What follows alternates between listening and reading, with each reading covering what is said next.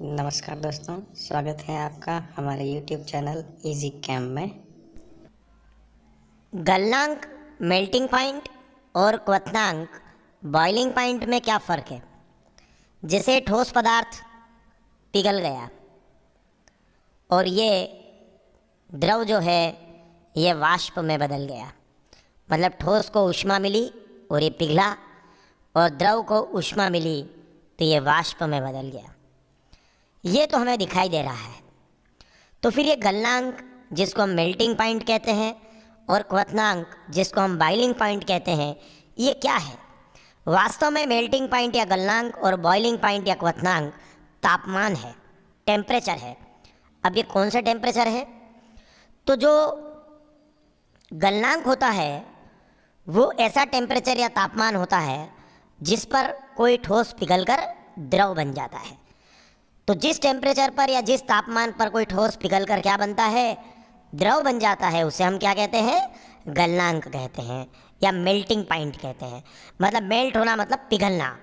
तो वो ठोस पिघल कर क्या बनता है? द्रव बनता है। तो वो टेम्परेचर जिस पर कोई ठोस पिघल कर द्रव बन जाता है उसे क्या कहते हैं? गलनांक कहते हैं। और फिर क्वथनांक या बॉइलिंग पॉइंट क्या है? जिसमें द्रव क्या होने लगे? उबलने लगे। तो हम कहेंगे कि वह तापमान जिस पर कोई द्रव उबलने लग जाता है, बॉईल होने लगता है, उसे क्वथनांक या बॉइलिंग पॉइंट कहते हैं। तो देखिए, मेल्ट मतलब पिघलना, तो ठोस पिघल कर जब द्रव बन जाता है जिस टेम्परेचर पर, उसे कहेंगे मेल्टिंग पॉइंट या गलनांक। और वह टेम्परेचर जिस पर कोई द्रव बॉईल होने लगे, उबलने लग जाए, तो उसे क्या कहेंगे? बॉइलिंग पॉइंट या क्वथनांक। तो ये है हमारा गलनांक और क्वथनांक में पहला अंतर। अब गलनांक किसका होता होगा? डेफिनेटली गलनांक जो है वो ठोसों का होता होगा। और क्वथनांक किसका होता होगा? तो क्वथनांक किसका होता होगा? क्वथनांक द्रवों का होता होगा। तो ठोसों का गलनांक होता है और द्रवों का क्वथनांक होता है।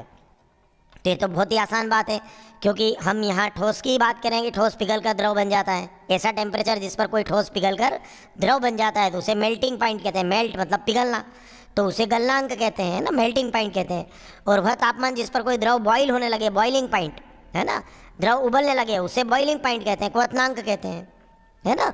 तो ये किसका होगा? द्रवों का होगा, क्योंकि यहाँ बात द्रवों की हो रही है। तो क्वथनांक किसका होता है? द्रवों का होता है। और गलनांक किसका होता है? ठोसों का होता है। अब तीसरी और महत्वपूर्ण बात, जैसे यहाँ हम देखें तो हम देखते हैं कि ठोस को क्या होता है? ऊष्मा के रूप में ऊर्जा मिलती है, और ठोस किस में बदलता है? द्रव में बदलता है। ठीक है ना भाई। ठोस को क्या मिलती है? एनर्जी मिलती है। किस रूप में मिलती है? हीट करते हैं। तो ठोस को जब आप हीट करते हैं, है ना, गर्म करते हैं, तो हीट के रूप में या ऊष्मा के रूप में उसको एनर्जी देते हैं, तो वो किस में बदलता है? द्रव में। और द्रव को फिर अगर आप हीट के रूप में एनर्जी देंगे या ऊष्मा के रूप में ऊर्जा देंगे, तो वो किस में बदल जाएगा? गैस में बदल जाएगा।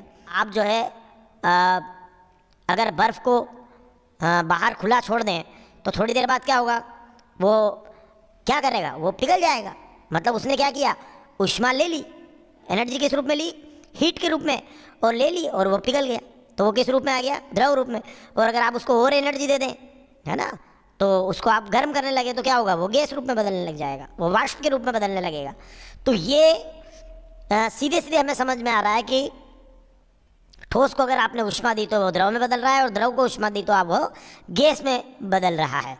मतलब ठोस को एनर्जी देने पर द्रव बन रहा है, और द्रव को एनर्जी देने पर गैस बन रहा है। तो डेफिनेटली क्या हो रहा है, हमें इसे समझना होगा कि जो गलनांक है या मेल्टिंग पॉइंट है, वो क्या दर्शा रहा है? वो दर्शा रहा है कि ठोस पदार्थ के कणों के बीच जो आकर्षण बल है उसका सामर्थ्य कितना है। ये कौन बताता है? गलनांक बताता है कि ठोस पदार्थ के कणों के बीच आकर्षण बल का सामर्थ्य कितना है। मतलब उसको ठोस से द्रव में बदलने के लिए कितनी एनर्जी आपको देना पड़ेगी, कितनी ऊर्जा आपको देना पड़ेगी। जितना ज़्यादा आकर्षण बल का सामर्थ्य होगा, उतनी ज़्यादा आपको एनर्जी देना पड़ेगी। तो ठोस किस में बदलेगा? द्रव में बदलेगा। तो गलनांक क्या बताता है? गलनांक बताता है ठोस पदार्थ के कणों के बीच के आकर्षण बल के सामर्थ्य को। और क्वथनांक क्या बताएगा? क्वथनांक बताएगा, देखिए, ठोस की जगह आप लिख दीजिएगा द्रव, तो द्रव पदार्थ के कणों के बीच के आकर्षण बल के सामर्थ्य को बताएगा। तो देखिए क्या चेंज आया, यहाँ ठोस की जगह क्या लिखा है? द्रव। यहाँ भी ठोसों की जगह क्या लिखा है? द्रवों। ठीक है ना। तो यहाँ हमें समझ में आ रहा है कि गलनांक जो है वो ठोस पदार्थ के कणों के बीच के आकर्षण बल के सामर्थ्य को बताता है, और क्वथनांक द्रव पदार्थ के कणों के बीच में आकर्षण बल के सामर्थ्य को बताता है कि ये द्रव के जो कण हैं इनके आकर्षण बल का सामर्थ्य कितना है, मतलब उसको कितनी हीट देना पड़ेगी कि वो द्रव से किस रूप में बदलेगा, गैस रूप में बदलेगा या वाष्प रूप में बदलेगा। तो इस तरीके से ये गलनांक और क्वथनांक का अंतर हम समझ सकते हैं कि गलनांक मतलब मेल्टिंग पॉइंट, वह टेम्परेचर जिस पर ठोस पिघल कर द्रव बनता है, और क्वथनांक मतलब बॉइलिंग पॉइंट, वह जिसमें द्रव उबलने लगता है, वो टेम्परेचर बॉइलिंग पॉइंट कहलाता है।